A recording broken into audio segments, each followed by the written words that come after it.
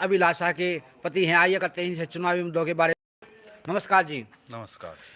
आप किन किन चुनावी मुद्दों को लेकर इलेक्शन लड़ रहे हो? चुनावी मुद्दे जी अगर हम बात करते हैं तो हमारा सबसे पहला चुनावी मुद्दा शिक्षा, उसके बाद स्वास्थ्य, उसके बाद जो गांव में जो सफाई व्यवस्था है उसके बारे में, फिर जो खेल जो हरियाणा की जो कोर माना जाता है आज जिसके लिए हरियाणा पूरे इंडिया में फेमस है खेल के लिए, फिर जो एक गांव की जो रीढ़ है, जो सामाजिक नियमावली है गांव की, एक जो भाईचारा है गांव में, हम इन मुद्दों पे हमारा जो कैंपेनिंग है और जो हमारा जो फ्यूचर साइट है हमारी, हम इन मुद्दों को ध्यान में रखते हुए हम अपना कैंडिडेचर फाइल कर रहे हैं और इन्हीं मुद्दों को ध्यान में रखते हुए हम सरपंच पद के लिए यहाँ पे लड़ रहे हैं।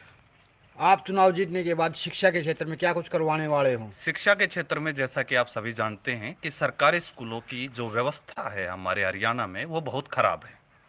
तो सरकारी स्कूलों को, जैसे सरकार तो अपनी तरफ से प्रयत्न कर रही है, पर एक फीडबैक लूप की तरह हम जो हमारी ग्राम पंचायत है वो वहाँ पे उसको सुदृढ़ करके एक फीडबैक लूप जनरेट करेंगे कि जो लूप होल हैं वहाँ पे, कि मान लो कोई टीचर अब्सेंट है, कोई काम जैसे जो मिड डे मील है वो प्रॉपरली आपका डिलीवर नहीं हो रहा है, कोई बुक्स हैं वो बच्चों को अच्छे से नहीं मिल पा रही है, ड्रेसेस अच्छे से नहीं मिल पा रही हैं, कोई प्रिंसिपल है, कोई घोटाला हो रहा है स्कूल में, तो उस चीज़ को हम एलिमिनेट करेंगे, उस चीज़ को हम समाप्त करेंगे। तो हमारे जो समिति होगी, जो पंचायत समिति होगी, वो हमारा फीडबैक लूप की तरह काम करेगी कि जो बच्चों की जो समस्याएं हैं वो पंचायत को आके बताएगी और पंचायत आगे एक्शन लेगी कि कैसे उस समस्या को दूर किया जा सकता है और बच्चों के लिए एक बहुत अच्छी शिक्षा, प्राइवेट स्कूलों से भी अच्छी शिक्षा सुनिश्चित की जा सकती है। महिलाओं के लिए क्या कुछ करवाने वाले हो शिक्षा से सरपंच बनने के बाद? महिलाओं के लिए हम ये करवाएंगे कि महिलाओं को, उनका पहली बात तो उनको उनको महिलाओं को हमको ये संदेश देना है कि जैसे वो किसी भी रूप में वो जो पुरुष हैं उनसे पहली बात तो कम नहीं है। दूसरी बात, महिलाओं को हम उनके अधिकारों के बारे में शिक्षित करेंगे, जागरूक करेंगे और उनकी जो हेल्थ इश्यूज हैं महिलाओं के, जैसे जो आंगनवाड़ी जो केंद्र होते हैं हमारे, वो प्रेगनेंसी से रिलेटेड जो उनकी हेल्थ है उसको उसका ब्यौरा रखते हैं। जो पीएचसी सेंटर्स हैं, जो वैक्सीनेशंस हैं, जो बच्चों को वैक्सीनेशंस दिलवाई जाती हैं, तो उनमें जो सबसे पहली एजुकेशन है वो हम महिलाओं को प्रोवाइड कराएंगे। तो इस तरीके से महिलाओं को जितने भी सरकारी तरीके से लाभ मिलते हैं, चाहे वो शौचालय हो, स्वास्थ्य हो, शिक्षा हो, उन सब से हम पहले तो उनको जागरूक कराएंगे, फिर हम उनको एम्पावर करेंगे कि वो आगे बढ़ के सोसाइटी में भाग ले, सोसाइटी में वो अपना हक, जब तक वो अपना हक खुद से नहीं मांगेंगी, उनको हक नहीं मिलेगा, तो सोसाइटी में वो खड़े होकर अपना हक मांगे। तो हम उनको शिक्षित भी करेंगे, एजुकेट भी करेंगे उनके हकों के बारे में, और हम उनको एम्पावर भी करेंगे उनके हकों के लिए। अपनी बच्चियां ज़्यादा से ज़्यादा उच्च शिक्षा ग्रहण करें, तो इसके बारे में क्या कुछ प्रयास करने वाले हो? अपनी बच्चियां ज़्यादा से ज़्यादा उच्च शिक्षा ग्रहण करें, इसके लिए हम बच्चियों को सबसे पहले तो एजुकेट करेंगे, उनकी काउंसलिंग करेंगे कि उनके लिए क्या क्या स्कोप है एजुकेशन सेक्टर में। दूसरी चीज़, उनके लिए अगर मान लीजिए जैसे उच्च शिक्षा के लिए जनरली बच्चों को बाहर जाना पड़ता है, तो बाहर जाने के लिए हम उनको जो बस सुविधाएं होती है वो प्रदान करेंगे।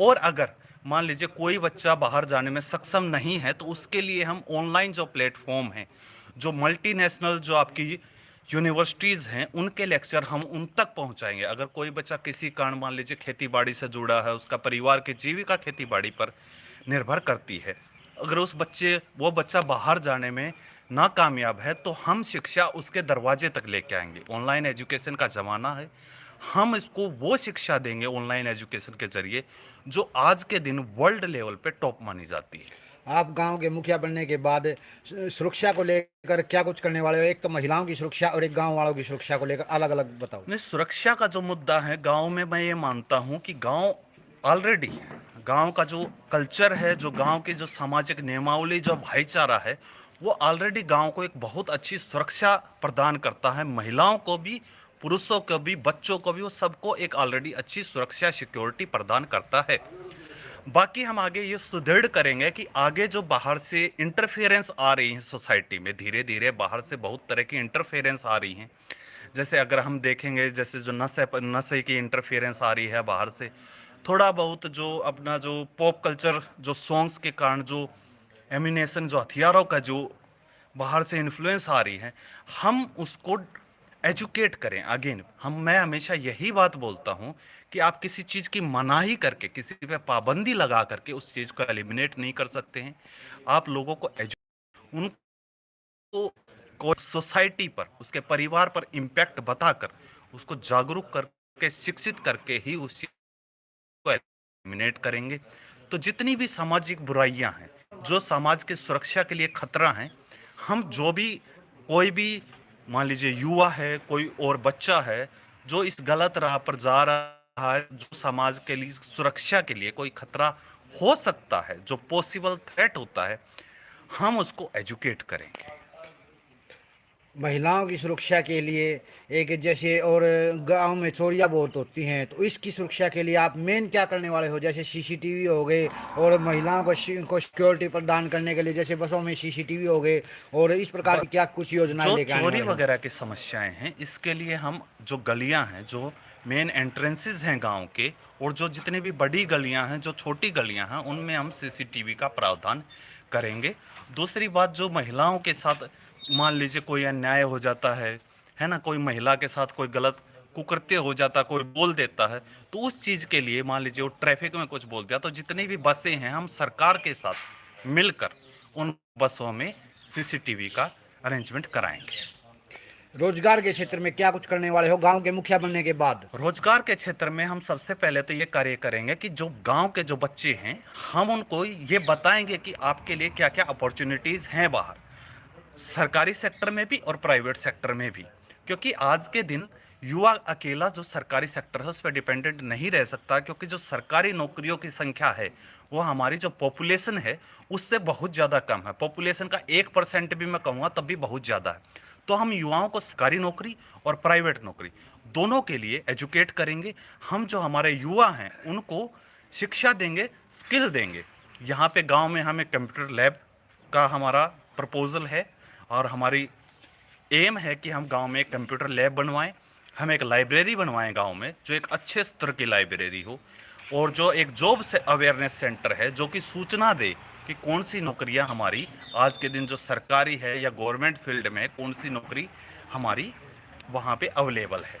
गरीबों के लिए क्या कुछ योजनाएं लेके आने वाले हो प्रधान बनने के बाद? गरीबों के लिए जो हमारी योजनाएं हैं वो ये रहेंगे कि जो पीएम आवास योजना है, जो मनरेगा योजना है, वो हम जितने भी सरकारी योजनाएं हैं जो गरीबों के हित में बनाई गई हैं उनको हम गरीबों तक पहुंचाएंगे, और जितना भी बीच में भ्रष्टाचार होता है हम उसको एलिमिनेट करेंगे, कि कोई भी एक ऐसा व्यक्ति ना हो जो फर्जी उस चीज का लाभ ले।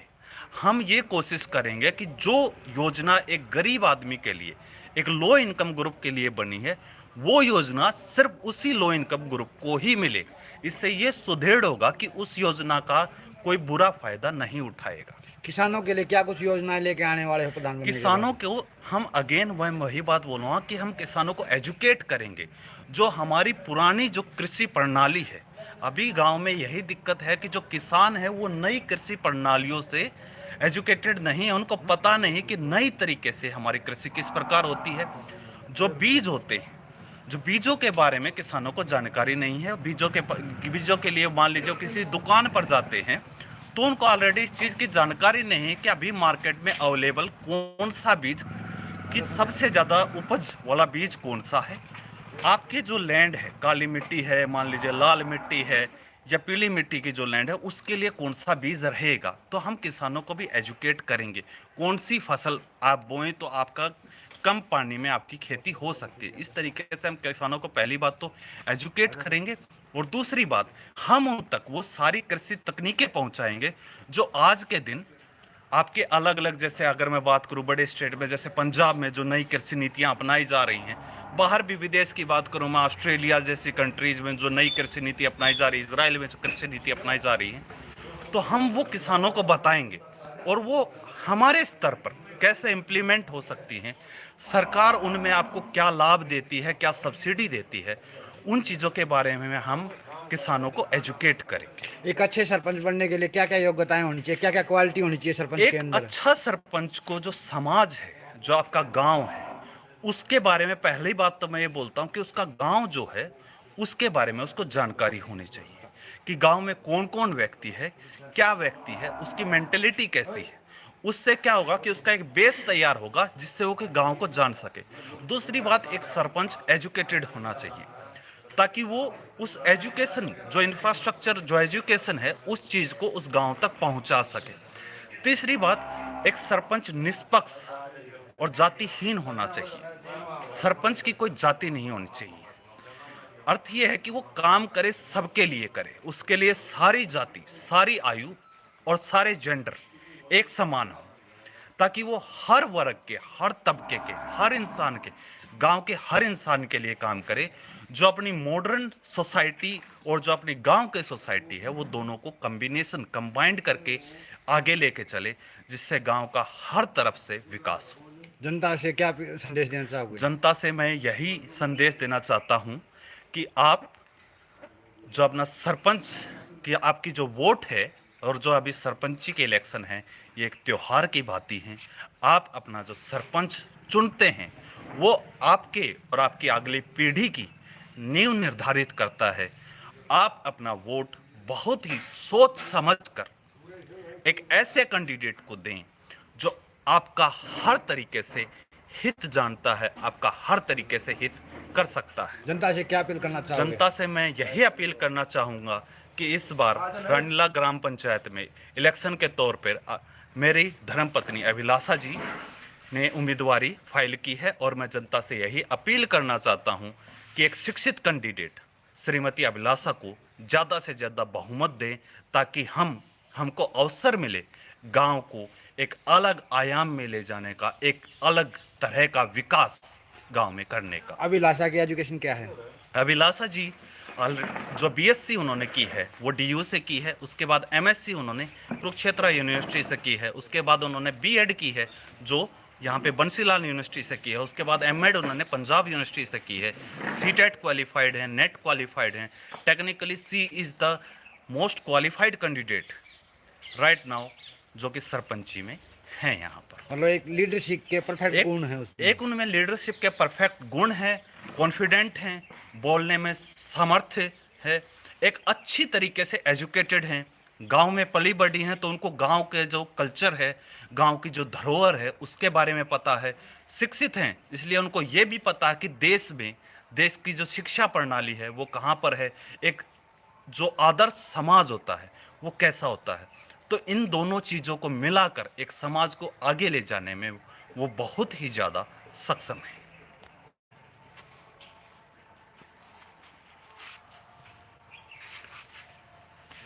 प्रदीप है, प्रदीप